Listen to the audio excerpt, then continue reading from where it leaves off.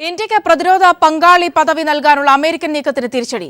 തന്ത്രപ്രധാന പ്രതിരോധ പങ്കാളിയായി ഇന്ത്യയെ മാറ്റുവാനുള്ള നിയമ ഭേദഗതി സെനറ്റ് വോട്ടിനിട്ട് തള്ളി.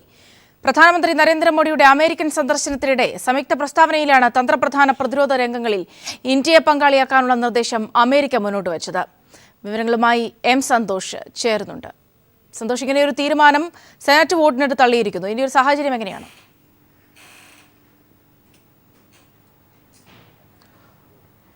സൗമ്യ, പ്രധാനമന്ത്രി നരേന്ദ്രമോദിയുടെ അമേരിക്കൻ സന്ദർശന വേളയിലാണ് അമേരിക്കൻ പ്രസിഡന്റ് ബരാക് ഒബാമയുമായി നടത്തിയ കൂടിക്കാഴ്ചയ്ക്ക് ശേഷം ഇരുവരും ചേർന്ന് പുറത്തിറക്കിയ സംയുക്ത പ്രസ്താവനയിൽ ഇന്ത്യയെ അമേരിക്കയുടെ പ്രധാന പ്രതിരോധ പങ്കാളിയാക്കി മാറ്റാനുള്ള ഒരു തീരുമാനം ഉണ്ടായത്. ഇത് സംയുക്ത പ്രസ്താവനയിലൂടെ ഇരു നേതാക്കളും അറിയിച്ചിരുന്നു.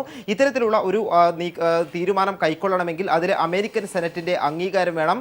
പ്രത്യേകിച്ചും ഈ അമേരിക്കൻ സെനറ്റിൽ അംഗീകാരം നേടിയെടുക്കുന്നതിനായി ഇന്ന് ഈ ബില്ല് സെനറ്റിൽ അവതരിപ്പിക്കുകയും ചെയ്തു. അമേരിക്കയുടെ പ്രതിരോധ നിയമങ്ങളുമായി ബന്ധപ്പെട്ട ദേശീയ പ്രതിരോധ അംഗീകാര നിയമത്തിലാണ് ഭേദഗതി ആവശ്യമായി വന്നത്. ഇത് അമേരിക്കൻ സെനറ്റർ ജോൺ മെക്കൻ ഈ ഭേദഗതി അവതരിപ്പിക്കുകയും ചെയ്തു. എന്നാൽ അമേരിക്കൻ സെനറ്റ് വോട്ടിനിട്ട് ഈ ഭേദഗതി തള്ളുകയാണ് ചെയ്തത്. സ്വാഭാവികമായും അമേരിക്കയും ഇന്ത്യയും തമ്മിലുള്ള പ്രതിരോധ ഉടമ്പടി അല്ലെങ്കിൽ മുഖ്യ പ്രതിരോധ ഉടമ്പടിയിൽ മാറ്റം വരുത്തിക്കൊണ്ട് പ്രതിരോധ പങ്കാളിയാക്കി മാറ്റാനുള്ള അമേരിക്കയുടെയും ബരാക് ഒബാമയുടെയും പ്രധാനമന്ത്രി നരേന്ദ്രമോദിയുടെയും നീക്കത്തിന് കനത്ത തിരിച്ചടിയാണ് അമേരിക്കൻ സെനറ്റിൽ നിന്നും ഏറ്റിരിക്കുന്നത് എന്ന് പറയേണ്ടി വരും.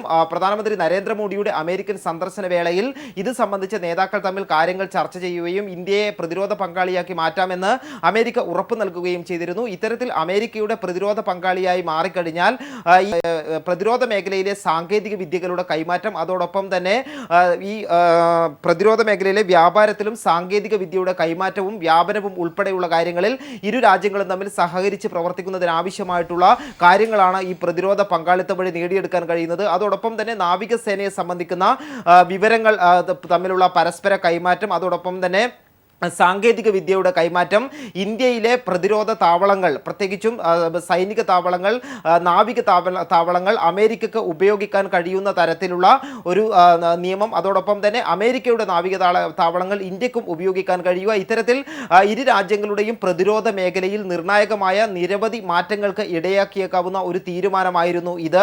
പ്രത്യേകിച്ചും ഇതിനെതിരെ ഇന്ത്യയിൽ പല രീതിയിലുള്ള പ്രതിഷേധങ്ങൾ, ഇന്ത്യയുടെ നാവിക താവളങ്ങൾ വിട്ടുകൊടുക്കുകയും അല്ലെങ്കിൽ അമേരിക്കയെ പ്രതിരോധ പങ്കാളിയെ ആക്കുന്നതിനെതിരെ പ്രതിപക്ഷത്തു നിന്ന് ചില വിമർശനങ്ങളെല്ലാം തന്നെ ഉയർന്നു വരികയും ചെയ്തിരുന്നു. എങ്കിൽ കൂടിയും ഇതിനെ മോഡി സർക്കാർ ഏറ്റവും വലിയൊരു നേട്ടമായിട്ട് തന്നെയാണ് ഇതുവരെയും കണക്കാക്കിയിരുന്നത്. കാരണം അമേരിക്കയുടെ പ്രതിരോധ പങ്കാളിയാകുക വഴി ലോക രാജ്യങ്ങൾക്കിടയിൽ ഇന്ത്യക്ക് തന്നെ സൈനിക ശക്തിയും എല്ലാ തരത്തിലുള്ള സൈനിക ശക്തി വർദ്ധിപ്പിക്കാൻ കഴിയും എന്നുള്ള ഒരു പ്രചരണമാണ് നടത്തിയത്. സ്വാഭാവികമായും ഇത് ഈ അംഗീകാരം നേടിയെടുക്കുന്നതിന് ആവശ്യമായ ബില്ലിലെ ഭേദഗതിയാണ് അവതരിപ്പിച്ചത്. ഈ ഭേദഗതി ഇപ്പോൾ സെനറ്റ് വോട്ടിനിട്ട് തള്ളിയ ോടെ ഇനി അമേരിക്കക്ക് ഇന്ത്യയെ പ്രതിരോധ പങ്കാളിയാക്കുക എന്നുള്ള കാര്യം എളുപ്പത്തിൽ സാധ്യമല്ല. സൗമ്യ, എം സന്തോഷാണ് വിവരങ്ങൾ നൽകിയത്.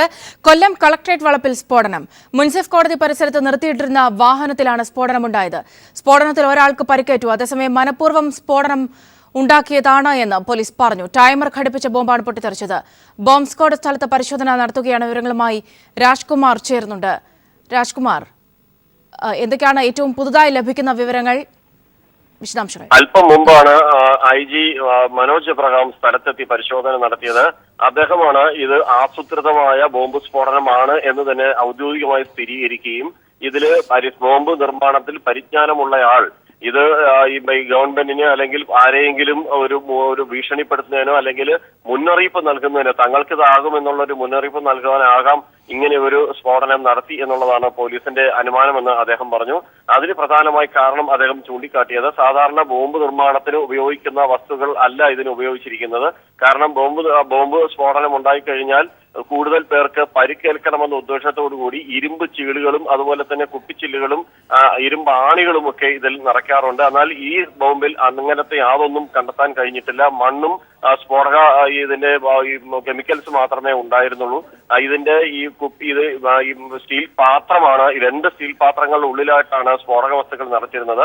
സ്റ്റീൽ പാത്രത്തിന്റെ ചീളുകൾ തെറിച്ചിട്ടാണ് ഒരാൾക്ക് പരിക്കേറ്റുന്ന സംഭവം ഉണ്ടായത്. വേണമെങ്കിൽ അവർക്ക് ബോധപൂർവം ഒരു വലിയ സ്ഫോടനം നടത്തി നിരവധി പേർക്ക് പരിക്കേൽക്കാനുള്ള അങ്ങനെ ഒരു ലക്ഷ്യം ഉണ്ടായിരുന്നുവെങ്കിൽ ഇവിടെ വെക്കേണ്ടതില്ലായിരുന്നു. അപ്പോൾ ബോംബ് നിർമ്മിക്കാൻ ശേഷിയുള്ള ആൾക്കാർ ഇവിടെ ഉണ്ടെന്ന് ഒന്ന് ഗവൺമെന്റിനെ അറിയിക്കുക. രണ്ട് ഒരു ആരെയെങ്കിലും അത് ഭയപ്പെടുത്തുക അല്ലെങ്കിൽ ശ്രദ്ധ തിരിച്ചുവിടുക, ഇങ്ങനെ പല പ്രശ്നങ്ങൾ ഇതിന് പിന്നിൽ. മാത്രമല്ല ഇന്ന് മുഖ്യമന്ത്രി കൊല്ലം ജില്ലയിൽ സ്വീകരണമുള്ള ദിവസം കൂടിയാണ്. അതുകൊണ്ട് ഒരു കാര്യങ്ങളും പോലീസ് വളരെ നിസ്സാരമായി തള്ളിക്കളയുന്നില്ല. അതീവ ഗൗരവത്തോടു കൂടി തന്നെയാണ് ഈ ബോംബ് സ്ഫോടനത്തെ കാണുന്നതെന്നും ഇതിന് കൃത്യമായ അന്വേഷണം നടത്തും. 7 സംഘങ്ങളായി തിരിഞ്ഞിട്ടുള്ള അന്വേഷണമാണ് ഇപ്പോൾ നടത്തുന്നത്. അന്വേഷണ ചുമതല കൊല്ലം സിറ്റി പോലീസ് കമ്മീഷണർക്ക് തന്നെയാണ് ഏൽപ്പിച്ചിരിക്കുന്നതെന്ന് മനോജ് എബ്രഹാം പറഞ്ഞു. അല്പം മുമ്പ് ഫോറൻസിക്കിന്റെ വിദഗ്ധരെത്തിയും പരിശോധന നടത്തിയിട്ടുണ്ട്.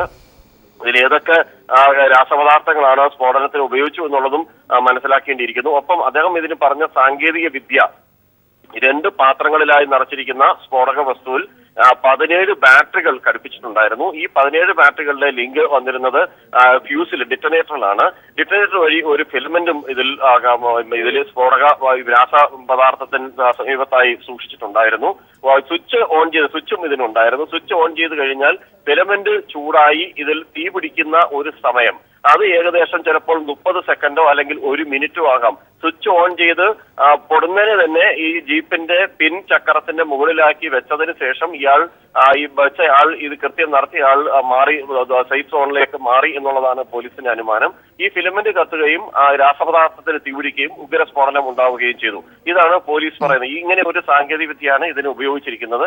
വേണമെങ്കിൽ ഇതിന് കൂടുതൽ ആൾക്കാർക്ക് പരിക്കേൽക്കുന്ന ഒരു സാഹചര്യം ഉണ്ടാക്കാൻ ഇവർക്ക് കഴിയുമായിരുന്നു. പക്ഷെ അങ്ങനെ ഒരു ഉദ്ദേശം ഇവർക്കില്ലായിരുന്നു. ബോംബ് വെച്ച് ഒരു സ്ഫോടനം ഉണ്ടാക്കുക, അത് ഒരു മുന്നറിയിപ്പ് നൽകുക എന്നുള്ളതാണ്. അതേസമയം കേരളത്തിൽ ഒരു സ്ഥലത്തും ഏതെങ്കിലും തരത്തിലുള്ള ഊമക്കത്തുകളോ അല്ലെങ്കിൽ ഭീഷണി സന്ദേശങ്ങളോ ഒന്നും തന്നെ വന്നിരുന്നില്ല എന്നുള്ളതും സ്ഥിരീകരിച്ചിട്ടുണ്ട്. ഇന്ന് കൊല്ലം കോടതിയിൽ ഏതൊക്കെ തരം കേസുകളാണ് ഇന്ന് അവിടെ വാദിച്ചിരുന്നത് അല്ലെങ്കിൽ കേസുകളാണ് പരിഗണിച്ചിരുന്നത്, ആർക്കൊക്കെ അവിടെ വരാൻ സാധ്യതയുണ്ട്, അങ്ങനെ നിരവധി കാര്യങ്ങൾ പോലീസ് ഇപ്പോൾ പരിശോധിച്ചു വരികയാണ്. ജില്ലാ കളക്ടറേറ്റിനുള്ളിൽ സ്ഥാപിച്ചിട്ടുള്ള 5 ക്യാമറകൾ, CCTV ക്യാമറകളുടെ ദൃശ്യങ്ങൾ ശേഖരിക്കാൻ വേണ്ടി പോലീസ് ശ്രമം ആരംഭിച്ചിട്ടുണ്ട്. അതേസമയം ഇതിൽ റെക്കോർഡ് ചെയ്ത ഭാഗം ഹാർഡ് ഡിസ്കിൽ നിന്ന് വീണ്ടെടുക്കാൻ കഴിയുന്നില്ല എന്നുള്ളതാണ് പ്രാഥമിക പരിശോധനയിൽ പോലീസിന് ബോധ്യപ്പെട്ടിട്ടുള്ളത്. അതിന് IT വിദഗ്ധരുടെ സൈബർ സെല്ലിന്റെ സഹായവും തേടിയിട്ടുണ്ട്. രാജ്കുമാറാണ് വിവരങ്ങൾ നൽകിയത്. UDF സർക്കാരിന്റെ അവസാന മന്ത്രിസഭാ യോഗങ്ങളിൽ ഉണ്ടായ ഭൂമി നികത്തൽ ഉത്തരവുകളിൽ ഗുരുതര ക്രമക്കേടെന്ന് മന്ത്രിസഭാ ഉപസമിതിയുടെ കണ്ടെത്തൽ. ഹോപ്പ് മെത്രാൻ കായൽ വിഷയങ്ങളിൽ ക്രമക്കേട് നടന്നിട്ടുണ്ടെന്നും ഉപസമിതിക്ക് ബോധ്യപ്പെട്ടു. റവന്യൂ വകുപ്പുമായി ബന്ധപ്പെട്ട് 127 ഫയലുകളാണ് സമിതി പരിശോധിച്ചത്. കഴിഞ്ഞ മന്ത്രിസഭയുടെ അവസാന 4 യോഗങ്ങളിലെ തീരുമാനങ്ങളാണ് AK ബാലൻ കൺവീനറായ ഉപസമിതി പരിശോധിക്കുന്നത്. റവന്യൂ വകുപ്പുമായി ബന്ധപ്പെട്ട തീരുമാനങ്ങളിൽ ഗുരുതര ക്രമക്കേടുണ്ടെന്നാണ് സമിതി പ്രാഥമികമായി കണ്ടെത്തിയത്. റവന്യൂ വകുപ്പിലെ 127 ഫയലുകൾ പരിശോധിച്ചതിലാണ് ഞെട്ടിപ്പിക്കുന്ന ക്രമക്കേടുകൾ ഉപസമിതിക്ക് ബോധ്യപ്പെട്ടത്. മെത്രാൻ കായലിൽ 407 ഏക്കർ നിലനികത്തുന്നതിനുള്ള അനുമതി, കരുണ പ്ലാന്റേഷൻസിൽ നിന്ന് നികുതി സ്വീകരിക്കാനുള്ള തീരുമാനം, ഹോപ്പ് പ്ലാന്റേഷന് ഭൂപരിധി ഇളവ് നൽകിയത്, വൈക്കത്ത് ചെമ്പിലും പുത്തൻവേലിക്കരയിൽ സന്തോഷ് മാധവന്റെ കമ്പനിക്കും നിലനികത്താൻ നൽകിയ അനുമതി തുടങ്ങിയ തീരുമാനങ്ങളിലെല്ലാം ക്രമക്കേടുണ്ടെന്നാണ് കണ്ടെത്തൽ. സമിതി കണ്ടെത്തിയ ക്രമക്കേടുകൾ നിയമ സെക്രട്ടറി വിശദ പരിശോധന നടത്തും. മറ്റു വകുപ്പുകളുമായി ബന്ധപ്പെട്ട് അജണ്ടയ്ക്ക് പുറത്തെടുത്ത തീരുമാനങ്ങളും ഉപസമിതി പരിശോധിക്കും. News bureau, Thiruvananthapuram. താപരം തൂണേരിയിൽ CPIM പ്രവർത്തകൻ ഷിബിനെ വെട്ടിക്കൊലപ്പെടുത്തിയ കേസിൽ എല്ലാ പ്രതികളെയും വെറുതെ വിട്ടു. കുറ്റം തെളിയിക്കാൻ പ്രോസിക്യൂഷൻ പരാജയപ്പെട്ടെന്ന് കോടതി. എരഞ്ഞിപ്പാലം അഡീഷണൽ സെഷൻസ് കോടതിയുടേതാണ് വിധി. മുസ്ലിം ലീഗ് പ്രവർത്തകരടക്കം 17 പേർ പ്രതികളായിരുന്നു. നടപടികൾ ആരംഭിച്ച ഉടൻ തന്നെ മുഴുവൻ പ്രതികളെയും വെറുതെ വിട്ടുകൊണ്ട് മാറാട് പ്രത്യേക കോടതി ജഡ്ജി S കൃഷ്ണകുമാർ ഉത്തരവിട്ടു. തെയ്യമ്പാടി ഇസ്മയിൽ ഉൾപ്പെടെയുള്ള 17 മുസ്ലിം ലീഗ് പ്രവർത്തകരെയാണ് കോടതി വെറുതെ വിട്ടത്. FIR ഫയൽ ചെയ്യാൻ കാലതാമസമുണ്ടായതായി കോടതി വിധിന്യായത്തിൽ ചൂണ്ടിക്കാട്ടി. അന്വേഷണവും കുറ്റപത്രവും വിശ്വാസയോഗ്യമല്ല, സാക്ഷിമൊഴികളിൽ വൈരുദ്ധ്യമുണ്ടെന്നും കോടതി നിരീക്ഷിച്ചു. അതേസമയം തനിക്ക് നീതി നിഷേധിക്കപ്പെട്ടുവെന്ന് കൊല്ലപ്പെട്ട ഷിബിന്റെ പിതാവ് CK ഭാസ്കരൻ പറഞ്ഞു. ഇരകളോടൊപ്പമല്ല വേട്ടക്കാരോടൊപ്പമാണ് നീതിയെന്നും വിധിക്കെതിരെ മേൽക്കോടതിയിൽ അപ്പീൽ നൽകുമെന്നും ഭാസ്കരൻ പീപ്പിൾ TVയോട് പറഞ്ഞു.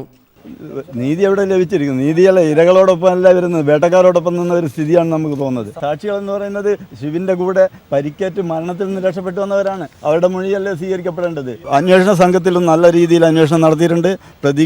പ്രതികൾക്കെതിരെ സാക്ഷി വിസ്താരത്തിൽ വളരെ നന്നായിട്ട് സാക്ഷികൾ പെർഫോമൻസ് ചെയ്തിട്ടുണ്ട്. നല്ല രീതിയിൽ കേസ് നടത്തിയിട്ടുണ്ട്. പക്ഷേ ഇവിടെ എന്ത് സംഭവിച്ചെന്ന് എനിക്കറിയില്ല. പ്രതിഭാഗത്തിനു വേണ്ടി അഡ്വക്കേറ്റ് CK ശ്രീധരൻ ഹാജരായി. അഡ്വക്കേറ്റ് K വിശ്വനായിരുന്നു സ്പെഷ്യൽ പ്രോസിക്യൂട്ടർ. വിധി പ്രസ്താവം മുൻനിർത്തി കനത്ത സുരക്ഷാ സന്നാഹമായിരുന്നു കോടതി പരിസരത്ത് ഏർപ്പെടുത്തിയിരുന്നത്. PV കുട്ടൻ, കോഴിക്കോട്. ഷിബിൻ വധക്കേസിൽ മുഴുവൻ പ്രതികളെയും വെറുതെ വിട്ട പ്രത്യേക കോടതി വിധിക്കെതിരെ ഹൈക്കോടതിയിൽ ഉടൻ അപ്പീൽ നൽകുമെന്ന് CPIM ജില്ലാ സെക്രട്ടറി P മോഹനൻ മാസ്റ്റർ. വസ്തുതകൾ വിലയിരുത്തുന്നതിൽ കോടതിക്ക് ഗുരുതരമായ പിഴവ് പറ്റിയെന്ന് സ്പെഷ്യൽ പ്രോസിക്യൂട്ടർ കെ വിശ്വൻ പറഞ്ഞു. ഷിബിൻ വധക്കേസിൽ മുഴുവൻ പ്രതികളെയും വെറുതെ വിട്ട കോടതി വിധി അപ്രതീക്ഷിതമാണെന്നായിരുന്നു CPIM ജില്ലാ സെക്രട്ടറി P. മോഹനൻ മാസ്റ്ററുടെ പ്രതികരണം. മാരകമായ പരിക്കേൽക്കുന്നതിന് ഇടയായിട്ടുള്ള ഈ 6 സാക്ഷികളുടെ മൊഴി കോടതി അവിശ്വസിക്കാനിടയായത് വലിയ ഒരു നിയമപ്രശ്നമായി ഉയർന്നു വരുമെന്നാണ് ഞങ്ങൾ കരുതുന്നത്. കേരള ഹൈക്കോടതിയുടെ മുമ്പാകെ ഒട്ടും താമസം കൂടാതെ ഈ കാര്യത്തിൽ അപ്പീൽ സമർപ്പിക്കുന്നതിനാവശ്യമായ നടപടികൾ സ്വീകരിക്കും. ഇതിൽ കുറ്റക്കാരായിട്ടുള്ള ആളുകൾക്ക് ശിക്ഷ ലഭിക്കുമെന്ന് ഉറപ്പാക്കുന്നതിനുള്ള അവസാനത്തെ നിയമപരമായ വഴികളും അന്വേഷിക്കും, അത് തേടും, അത് അവലംബിക്കും. അതിന് CPIM ഉണ്ടാകും. നാദാപുരത്ത് സമാധാനം നിലനിർത്തുന്നതിനായി ജനങ്ങൾ ജാഗ്രത പാലിക്കണമെന്നും CPIM ഇതിന് മുൻകൈയെടുക്കുമെന്നും മോഹനൻ മാസ്റ്റർ പറഞ്ഞു. സാമൂഹ്യ സുരക്ഷയും സമാധാനവും തകർക്കുന്ന അക്രമി സംഘങ്ങൾക്ക് പ്രോത്സാഹനം നൽകുന്ന വിധിയാണ് കോടതിയിൽ നിന്നുണ്ടായതെന്ന് സ്പെഷ്യൽ പ്രോസിക്യൂട്ടർ കെ വിശ്വൻ പറഞ്ഞു. വസ്തുതകൾ വിലയിരുത്തുന്നതിൽ കോടതിക്ക് ഗുരുതരമായ പിശക് സംഭവിച്ചിട്ടുണ്ട് എന്നുള്ളതാണ് ഈ സംബന്ധിച്ച് എനിക്ക് പ്രതികരിക്കാനുള്ളത്. സാമൂഹ്യ സുരക്ഷ, ജീവസുരക്ഷ അടക്കം അപകടപ്പെടുത്തുന്ന അക്രമികൾക്കുള്ള പ്രോത്സാഹനമായി ഈ വിധിയെ കാണേണ്ടി വരും. നിഷ്പക്ഷരായ സാക്ഷികളെ ഹാജരാക്കുന്നതിൽ പ്രോസിക്യൂഷൻ പരാജയപ്പെട്ടതിനാൽ ആരോപണങ്ങൾ കെട്ടിച്ചമച്ചതാണെന്ന പ്രതിഭാഗത്തിന്റെ വാദം കോടതി അംഗീകരിക്കുകയായിരുന്നുവെന്ന് അഭിഭാഷകൻ CK ശ്രീധരൻ പറഞ്ഞു. News bureau, Kozhikode. ഒറ്റപ്പാലം ആക്രമണത്തിന് നേതൃത്വം നൽകിയ RSS നേതാവ് വിഷ്ണുവിനെ കുറിച്ചുള്ള കൂടുതൽ വിവരങ്ങൾ പോലീസിന് ലഭിച്ചു. ഞാറക്കലിൽ പോലീസിനെ ആക്രമിച്ച കേസിൽ പ്രതിയായ ഇയാൾക്കെതിരെ സ്വദേശമായ വട്ടിയൂർക്കാവിലും കേസുകളുണ്ടെന്ന് അന്വേഷണ സംഘം. അതേസമയം ആക്രമികളെ തള്ളിപ്പറയാതെ സംഭവത്തിൽ ഖേദം പ്രകടിപ്പിച്ച BJP പാലക്കാട് ജില്ലാ നേതൃത്വം രംഗത്ത് വന്നു. ഒറ്റപ്പാലം കോടതി വളപ്പിൽ മാധ്യമപ്രവർത്തകരെ മർദ്ദിക്കുകയും കൊലവിളി നടത്തുകയും ചെയ്ത RSS നേതാവ് വിഷ്ണുവിനെ കേന്ദ്രീകരിച്ചാണ് അന്വേഷണം നടക്കുന്നത്. തിരുവനന്തപുരം, എറണാകുളം ജില്ലകളിൽ വിഷ്ണുവിനായി അന്വേഷണം നടക്കുകയാണ്. വിഷ്ണുവിനൊപ്പം ബൈക്കിൽ രക്ഷപ്പെട്ടത് പട്ടാമ്പി-ഒല്ലൂർ സ്വദേശികളായ മോനുവാണെന്നും പോലീസിന് വിവരം ലഭിച്ചു. ചെർപ്പുളശ്ശേരി നെല്ലായ സ്വദേശികളായ സുബ്രഹ്മണ്യൻ, കൃഷ്ണൻ എന്നിവരെയും പോലീസ് തിരയുന്നുണ്ട്. അക്രമത്തിനിരയായ മാധ്യമപ്രവർത്തകരുടെ മൊഴിയുടെ അടിസ്ഥാനത്തിൽ നിലവിൽ 3 പേർക്കെതിരെയാണ് ഒറ്റപ്പാലം പോലീസ് വധശ്രമമടക്കമുള്ള വകുപ്പുകൾ ചേർത്ത് കേസെടുത്തിരിക്കുന്നത്. അക്രമത്തിൽ ഖേദപ്രകടനവുമായി രംഗത്തുവന്ന പാലക്കാട് ജില്ലാ BJP നേതൃത്വം കൊലവിളി നടത്തിയവരെ തള്ളിപ്പറയാൻ തയ്യാറായില്ല. നെല്ലായ കേസിലെ പ്രതികളായ RSS പ്രവർത്തകരുടെ ബന്ധുക്കളും സുഹൃത്തുക്കളുമാണ് കോടതി വളപ്പിലുണ്ടായിരുന്നതെന്ന് ജില്ലാ പ്രസിഡന്റ് കൃഷ്ണദാസ് പറഞ്ഞു. മൊബൈലിൽ പിക്ചർ എന്തുകൊണ്ട് നിങ്ങൾ എടുക്കുന്നു എന്ന് അവിടെ കൂടിയ ഈ പ്രതികളുടെ ബന്ധുക്കൾ, സുഹൃത്തുക്കൾ എന്നിവർ ചോദിച്ചിട്ടുണ്ട്. പക്ഷെ അതിനിടയിൽ പിന്നീട് നടന്ന സംഭവങ്ങൾ നമ്മളെല്ലാവരും വിവിധ ചാനലിൽ കണ്ട സംഭവങ്ങൾ വളരെ ദൗർഭാഗ്യകരമാണ് ആ സംഭവം നടന്നത്. മർദ്ദനമേറ്റ മാധ്യമപ്രവർത്തകരെ രാഷ്ട്രീയമായി വേർതിരിച്ചു കാണാനുള്ള ശ്രമവും ഇവർ നടത്തി. അക്രമത്തിലും BJP നിലപാടിലും KUWJ ജില്ലാ കമ്മിറ്റി പ്രതിഷേധം രേഖപ്പെടുത്തി. കേസുമായി മുന്നോട്ടു പോകാനും പ്രതിഷേധ യോഗം തീരുമാനിച്ചു. News bureau, Palakkad. ഒറ്റപ്പാലത്തെ RSS അക്രമത്തിനെതിരെ മാധ്യമപ്രവർത്തകർ തലസ്ഥാനത്ത് പ്രതിഷേധ പ്രകടനം നടത്തി. അക്രമം തുടർന്നാൽ സ്വയം പ്രതിരോധത്തിന് മാധ്യമപ്രവർത്തകർക്ക് മറ്റു വഴികൾ സ്വീകരിക്കേണ്ടി വരുമെന്ന് KUWJ general secretary C. Narayanan പറഞ്ഞു.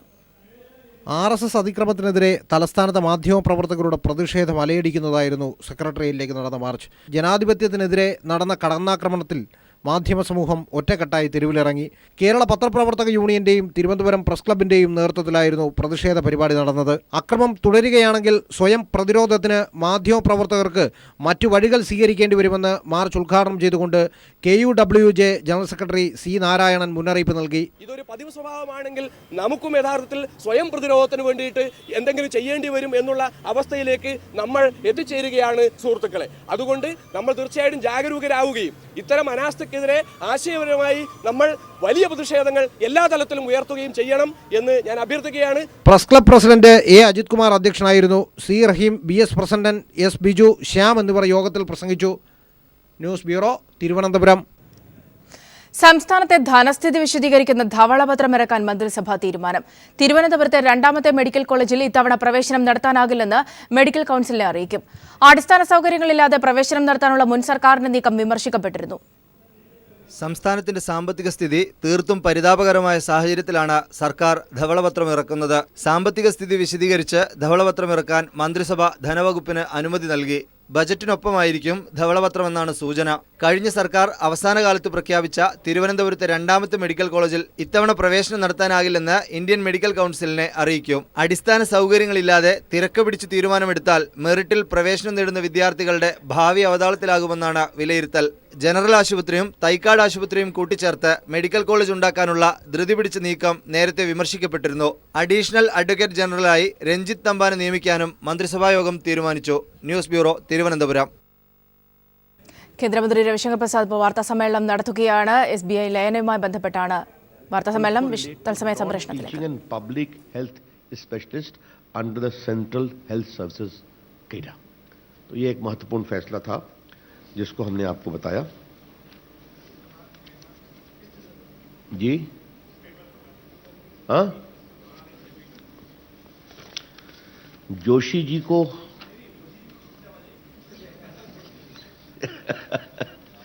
हिंदी में दोहराऊं कि इंग्लिश में दोहराऊं, ये बता दीजिए आप। मैं हिंदी में बोलता हूं।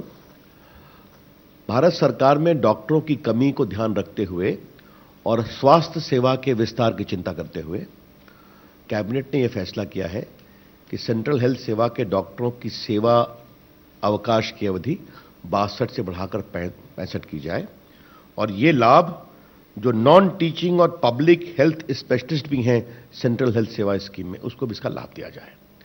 तो देश भर में जो केंद्र सरकार की स्वास्थ्य सेवा संबंधी पूरी कार्यप्रणाली है उसमें एक स्थायित्व रहे, स्टेबिलिटी रहे, उस दिशा में प्रयास किया गया है। मित्रों, आपको मालूम है कि जब प्रधानमंत्री जी सऊदी अरेबिया गए थे तो सऊदी अरेबिया और इंडिया के बीच में लेबर कोऑपरेशन में एक MOU हुआ था। आज कैबिनेट ने उसको भी अपनी मंजूरी दे दी है। मित्रों, आज कैबिनेट ने एक और महत्वपूर्ण फैसला किया है कि faster recovery of bank dues को लेकर बहुत गंभीर चिंता होती थी। जो वेरियस एक्ट्स हैं उसको लेकर एक कोऑर्डिनेशन होना चाहिए। It was long felt by the banking and allied sector that we need to have a expedition in recovery of banking dues. तो उसके लिए Enforcement of Security Interest and Recovery of Debt Laws and Miscellaneous Provisions Bill 2016 लाया गया था। ये bill parliament में introduce हुआ था, referred to joint parliamentary committee. आज इसमें कैबिनेट ने अप्रूव किया है। കേന്ദ്ര മന്ത്രിസഭായോഗം അനുമതി നൽകി. SBT അടക്കം 5 അനുബന്ധ ബാങ്കുകളെ SBI ലയിപ്പിക്കാം. വിവരങ്ങളുമായി M സന്തോഷ് ചേർന്നുണ്ട്. സന്തോഷ്, വിശദാംശങ്ങൾ. Soumya, state bank of Travancore ഉൾപ്പെടെയുള്ള സ്റ്റേറ്റ് ബാങ്ക് ഓഫ് ഇന്ത്യയുടെ അനുബന്ധ ബാങ്കുകൾ ലയിപ്പിക്കാനുള്ള തീരുമാനം നേരത്തെ തന്നെ സർക്കാർ ആലോചിച്ചിരുന്നു. ഇതിനാണ് ഇപ്പോൾ കേന്ദ്ര മന്ത്രിസഭാ യോഗം അംഗീകാരം നൽകിയിരിക്കുന്നത്. കേന്ദ്ര മന്ത്രിസഭാ യോഗത്തിന്റെ അംഗീകാരം ലഭിച്ചതോടുകൂടി ഇനി SBT ഉൾപ്പെടെയുള്ള ബാങ്കുകൾ SBIയുടെ ഭാഗമായി മാറും. SBTയും അതുപോലെ തന്നെ ബാങ്കുകളും സംസ്ഥാനങ്ങളും എല്ലാം തന്നെ ഈ കാര്യത്തിൽ പ്രതിഷേധം അറിയിക്കുകയും ചെയ്തിരുന്നു. എന്നാൽ ഈ പ്രതിഷേധമെല്ലാം തന്നെ പ്രതിഷേധ സ്വരങ്ങളെല്ലാം തന്നെ കണ്ടില്ല എന്ന് നടിച്ചുകൊണ്ടാണ് ഇപ്പോൾ കേന്ദ്ര മന്ത്രിസഭാ യോഗം ഇത്തരത്തിലുള്ള ഒരു തീരുമാനം എടുത്തിരിക്കുന്നത്. പ്രത്യേകിച്ചും ഈ ബാങ്കുകളുടെ ലയനം ഉണ്ടാകുമ്പോൾ ബാങ്ക് ഇടപാടുകാർക്ക്, സാധാരണക്കാരായ ബാങ്ക് ഇടപാടുകാർക്കും അതോടൊപ്പം തന്നെ ബാങ്ക് ജീവനക്കാരെയും ദോഷകരമായി ബാധിക്കും എന്നുള്ളതാണ് വിമർശനമായി ചൂണ്ടിക്കാണിക്കുന്നത്. പ്രത്യേകിച്ചും ചെറുകിട വായ്പ ഉൾപ്പെടെയുള്ള കാര്യങ്ങളാണ് ഇപ്പോൾ, സ്വർണ്ണപ്പണയ വായ്പ ഉൾപ്പെടെയുള്ള കാര്യങ്ങൾ, ചെറുകിട കാർഷിക വായ്പകൾ, ഇത്തരത്തിലുള്ള കാര്യങ്ങളെല്ലാം തന്നെയാണ് SBT പോലുള്ള അനുബന്ധ ബാങ്കുകൾ വഴി ലഭ്യമായിക്കൊണ്ടിരിക്കുന്നത്. M സന്തോഷാണ് വിവരങ്ങൾ നൽകിയത്. തരിശുഭൂമിയെ കൃഷിഭൂമിയാക്കി മാറ്റിയ ഒരു കോഴിക്കോടൻ കർഷകനെ പരിചയപ്പെടാം. 17 ഏക്കർ തരിശുഭൂമിയെ കൃഷിഭൂമിയാക്കി മാറ്റിയിരിക്കുകയാണ് നരിക്കുനി സ്വദേശി പരീത്. ഫലവർഗ്ഗങ്ങൾക്കും പച്ചക്കറികൾക്കും പുറമെ പൂച്ചെടികളും പരീതിന്റെ തോട്ടത്തിലെ താരങ്ങളാണ്. മണ്ണിന്റെ മണമുള്ള കായ്കനികൾ വിളയിച്ചെടുക്കുന്നത് കോഴിക്കോട് നരിക്കുനി സ്വദേശി പരിയൈ എന്ന പരീത് കാക്കയ്ക്ക് പോരാട്ടം കൂടിയാണ്. അതിജീവനത്തിന്റെ മാത്രമല്ല, മണ്ണിൽ കുഴിച്ചിട്ട് പരിപാലിച്ചാൽ ബലം തരാത്ത കായ്കനികളിൽ എന്ന പാഠം പഠിപ്പിച്ചു കൊടുക്കുന്ന പോരാട്ടം. അങ്ങു മണലാരണ്യത്തിൽ ജീവിതം വേരുപിടിക്കാതെയായപ്പോഴാണ് പച്ചപ്പ് തേടി പരീത് നാട്ടിലെ മണ്ണിലേക്കിറങ്ങിയത്. വീട്ടുമുറ്റത്തെ വിളകളിൽ ജീവിതം പച്ച പിടിച്ചു തുടങ്ങിയപ്പോൾ സ്ഥലം പാട്ടത്തിനെടുത്ത് കൃഷി തുടങ്ങി. ഇന്ന് വിവിധ പ്രദേശങ്ങളിലായി 17 ഏക്കറോളം സ്ഥലത്ത് വിളകൾ വിളയിച്ചെടുക്കുന്നുണ്ട് ഈ കർഷകൻ. തെങ്ങ്, നെല്ല്, റബ്ബർ, കൊക്കോ, കാപ്പി, വാഴ, കപ്പ, കറിവേപ്പില, വിവിധ ഇനം മാവിൻ തൈകൾ, പപ്പായ, സപ്പോട്ട, റംബൂട്ടാൻ, മാങ്കോസ്റ്റീൻ, അമ്പഴങ്ങ എന്നിങ്ങനെ പട്ടിക 100-ലേറെ ഇനങ്ങളിലേക്ക് നീളും. വായ, പൂള, നെല്ല്, എല്ലാവിധം ഒരുവിധം എല്ലാ സാധനവും ഞങ്ങൾ ഉണ്ടാക്കുന്നുണ്ട്. എല്ലാവർക്കും വന്ന് പഠിക്കാനും ഈ ഇങ്ങനെ ഒരു ഇത് കണ്ട് മനസ്സിലാക്കി അവരെ അയൽവക്കക്കാർക്ക് പറഞ്ഞു കൊടുക്കാനുള്ള നല്ല എല്ലാ രീതിയിലും ഞങ്ങൾ കാണിച്ചും പറഞ്ഞും മനസ്സിലാക്കി കൊടുക്കുന്നുണ്ട്. ഓരോ ചെടീനെയും കറ്റും. അപ്പോൾ എന്ത് സാധനവും നമ്മളെ മണ്ണിലുണ്ടാവും എന്നുള്ള തെളിവാണ് ഇത് കാണിക്കുന്നതിൻ്റെ പ്രത്യേകത. വേഗത്തിൽ വിളവെടുക്കാവുന്ന മേന്മയുള്ള തൈകൾ ശേഖരിച്ചു ജൈവവളം ഉപയോഗിച്ച് കൃഷി ചെയ്യുന്നതാണ് പരീതിൻ്റെ രീതി. തൈകളെല്ലാം സ്വന്തം പോളിഫാമിൽ വിളയിച്ചെടുക്കും. ജൈവവളവും സ്വന്തമായി നിർമ്മിക്കും. ജൈവവളവും തൈകളും വിപണനത്തിനും ഉപയോഗിക്കുന്നുണ്ട്. Vegetable and fruits promotion council of കേരളയുടെ മികച്ച കർഷകനുള്ള പുരസ്കാരമടക്കം ജൈവകൃഷിക്ക് നിരവധി പുരസ്കാരങ്ങൾ ഈ കർഷകനെ തേടിയെത്തിയിട്ടുണ്ട്. കൃഷിയിൽ താൽപ്പര്യമുള്ളവർക്ക് സൗജന്യമായി കൃഷിരീതിയും പഠിപ്പിച്ചു കൊടുക്കുന്നുണ്ട് പരീദ് ഖാൻ. വിളയിച്ചെടുക്കാൻ പറ്റുന്ന എല്ലാ കൃഷികളുമുണ്ട് പരീദ് ഖാന്റെ ഈ തോട്ടത്തിൽ. കാലം മറന്നുവെച്ച ചില നാട്ടറിവുകൾ ഓർമ്മിപ്പിക്കുന്ന വിളനിലത്തിൽ നിന്നും ക്യാമറാമാൻ ഫിറോഷിനൊപ്പം വിനിഷ വൃന്ദാവൻ.